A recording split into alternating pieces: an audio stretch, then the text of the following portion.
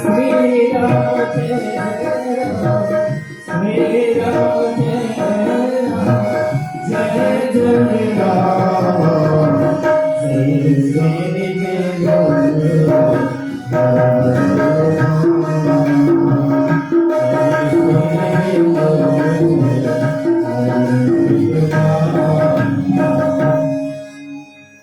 गुरुदेव कहते हैं कि साधु कौन? आखिर साधु बनना बड़ा सरल है। चंदन टीका लगा लिया, कोई आईडी की जरूरत नहीं पड़ती। चंदन टीका लगाया, पीले कपड़े पहना, बाल दाढ़ी ठीक किया, हो गए सब। साधु बनना बड़ा सरल है। लेकिन गुरुदेव कहते हैं बेटा साधु बनना सरल भी है और कठिन भी है।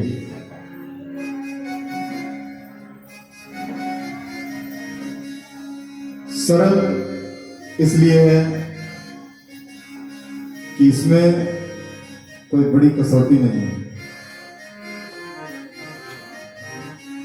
और कठिन इसलिए है कि इसको अपने से शुरुआत करनी पड़ती है।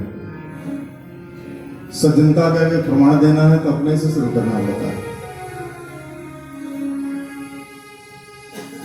गुरुदेव कहते हैं बेटा ऐसी ही एक बोध कथा गुरुदेव ने कहा कि वैराग्यवती बड़ी ही विदुषी कन्या थी।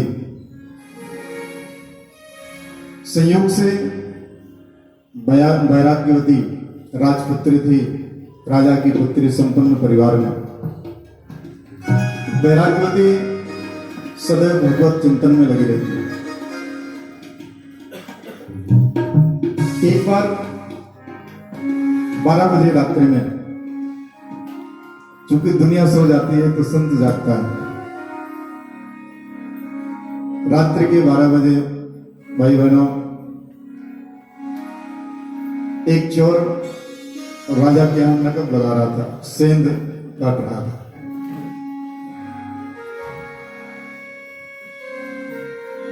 और वैराग्यवती जग रही थी। राजा के दरबार में तमाम साधु संत आते जाते थे। संतों को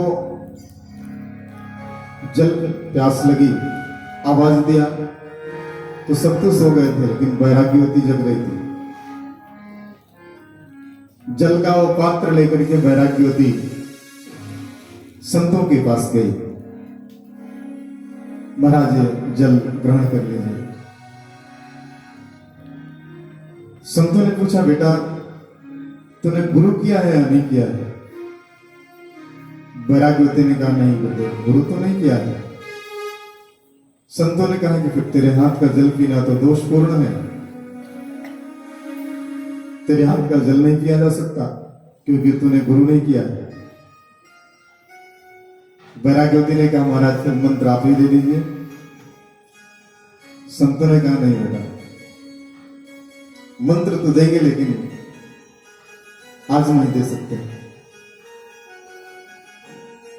वैराग्यवती अपने भवन चली आई और जो डाकू, जो चोर नकब लगा रहा था, वही बातें सुन रहा था। उसने कहा मौका तो बढ़िया है, इस मौके का लाभ उठाना चाहिए। तुरंत अपने वेश को बदला, पीले कपड़े पहना, चंदन टीका ठीक किया। बस आधे घंटे बाद आ गया वैराग्यवती के पास। कहा बेटा जल पिला, प्यास लगी है। और जब वो जल लेकर के आई तो ठीक वही प्रश्न उसने भी किया। कहा कि बेटा तूने मंत्र लिया है, गुरु किया है? कहा नहीं महाराज। तो वैराग्यवती ने कहा कि महाराज फिर गुरु मंत्र आप ही दे दीजिए। तो वो तो इसी तलाश में था ही। उसने कहा कि ठीक है गुरु मंत्र मैं तुम्हें दूंगा, लेकिन जो कहूं सो करना पड़ेगा। उसने कहा ठीक है, बताइए महाराज क्या आज्ञा है? कहा तुम्हारे पास जितने सोना चांदी हो वो एक गठरी में बांधो। कहा ठीक है। और क्या करना महाराज? कहा मेरे साथ चलो, मैं ऐसे गृहस्थ के घर में मंत्र नहीं देता। कहा फिर? कहा जंगल में चल करके मैं तुझे मंत्र दूंगा। लेकर के चला गया जंगल में और वैराग्यवती को एक पेड़ से बांध दिया, रस्सियों से एक पेड़ से बांध करके वैराग्यवती को उस सोने की गठरी, कहा वैराग्यवती ये सोने की गठरी मुझे दे, तेरी सोने चांदी को भी शुद्ध करना है, इसको आमंत्रित करूंगा तब इसे वापस लेके आऊंगा, और जब तक मैं बंधन न खोलूंगा तब तक ये बंधन किसी से खुलवाना ना। वैराग्यवती ने मान लिया और वो डाकू जो कुछ था उसका लेकर के चला गया। सुबह खोज खबर हुई कि वैराग्यवती कहाँ है।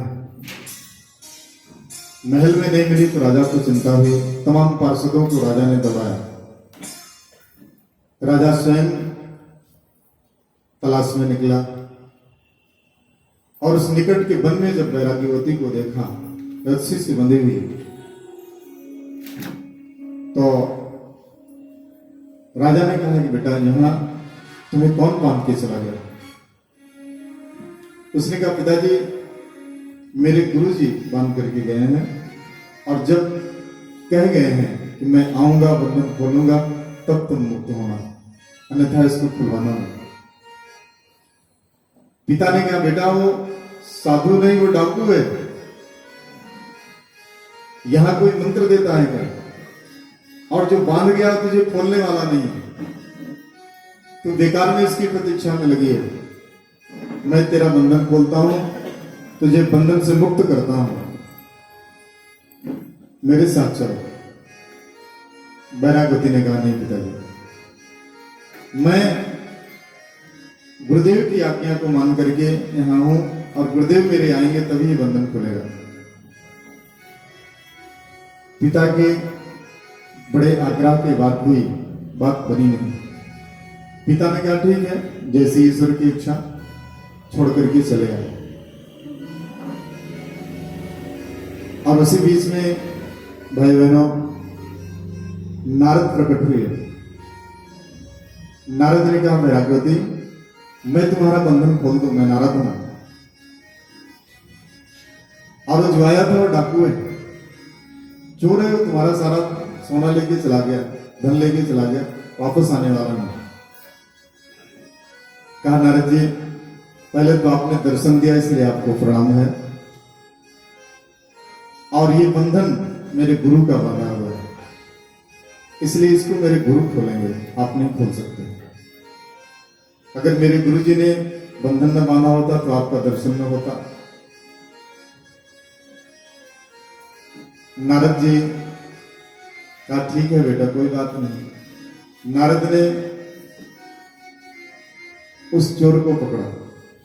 दूसरे दिन भी कहीं अपना जुगाड़ बना रहा था, नकब लगा रहा था, और वहीं पे नारद जी पहुंचे और कहा कि गुरु जी को प्रणाम। चौंका हो, कौन हमें गुरु जी कह रहा है? चौंका।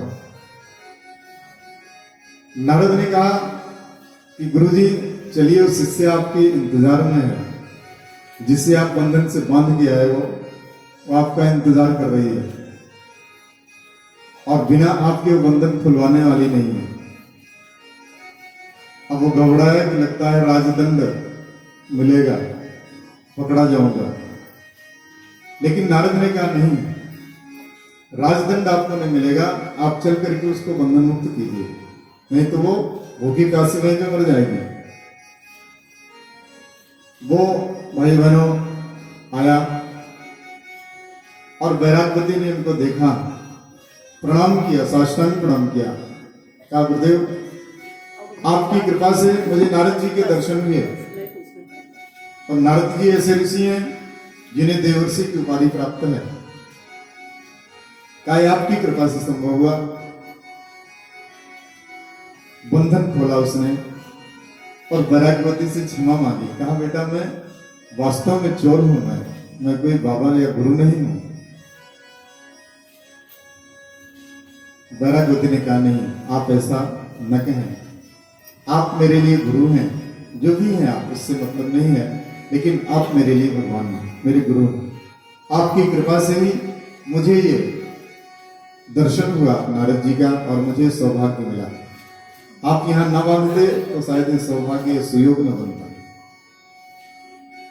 इसलिए शिष्य जब गुरु के बताए रास्ते को पकड़ता है तब उसे गुरु की कृपा उतरती है।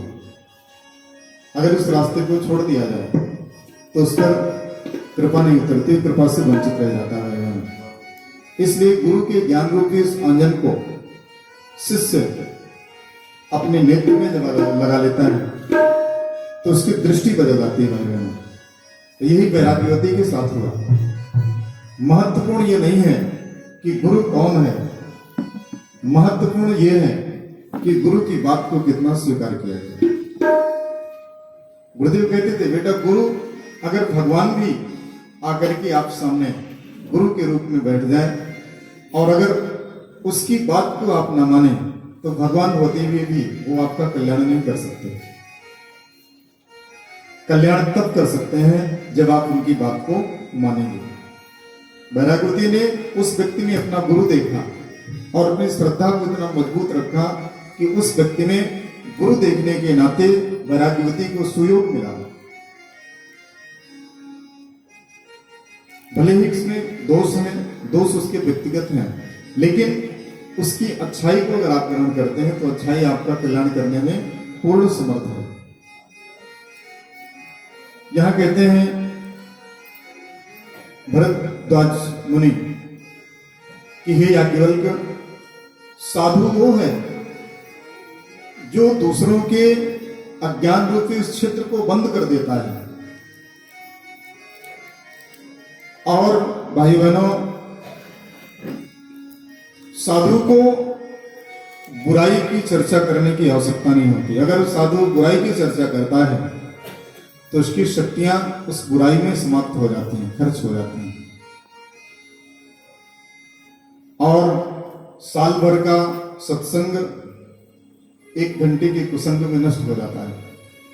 साल भर आपने मेहनत किया, सत्संग किया और 1 घंटे आपने कुसंग किया तो कुसंग में वो नष्ट हो जाता है। इसलिए भरद्वाज मुनि कहते हैं कि अपने चिंतन को सदैव ऊंचा रखना चाहिए, उसे उठाकर रखना चाहिए। और मेरे भाई बहनों, दुष्ट जनों को भी सच्चे मन से प्रणाम करना चाहिए, क्योंकि उसमें भी कुछ ना कुछ अच्छाई है। अगर वो दुष्ट है, ठीक है, दुष्ट है, उसकी अपनी, लेकिन वो प्रणाम करता है या आप उससे मिलते हैं तो ठीक है, अभिवादन करने में कोई बुरा नहीं, अभिवादन कर लेना चाहिए भाई बहनों।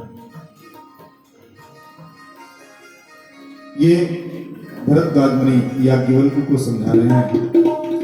इसी प्रसंग में भाई बहनों, चूंकि कल पहले अध्याय का कुछ प्रसंग रह गया था, आज के दूसरे अध्याय में हम आप प्रवेश करेंगे।